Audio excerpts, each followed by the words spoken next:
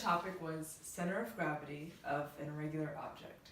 Our object of choice was a triangle straight edge, and we chose this because it's not quite an equilateral triangle, so we would get to see how gravity affects the movement of the triangle. And we traced it up here on our x and y axes, and we were able to determine the center of mass as well as the center of gravity. So we started by hanging our triangle by our pivot point, which is right here, to see how gravity would affect it. We then had flipped our triangle to create our x and y axes. From this, we were able to calculate our center of gravity, which lies directly below our pivot point.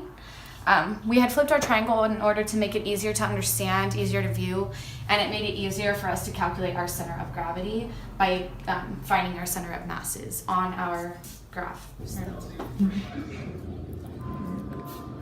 In order to find our center of masses, we took the radius of the length of each side and the radius of the width of each side in order to find our midpoint, which is our center of mass.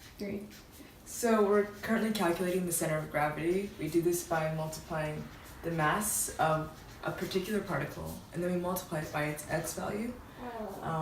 And we do that for each of the three particles. And then we divide it by the total mass. The same thing is done for the y values. You multiply the mass by the y coordinates, and then you divide by the mass. And that's how you find the coordinates of the center of gravity. Okay, so as you can see, this is what we calculated for our x coordinate.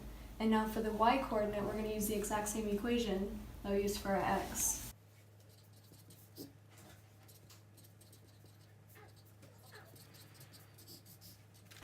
And as you can see, this is what we calculated for our y coordinate.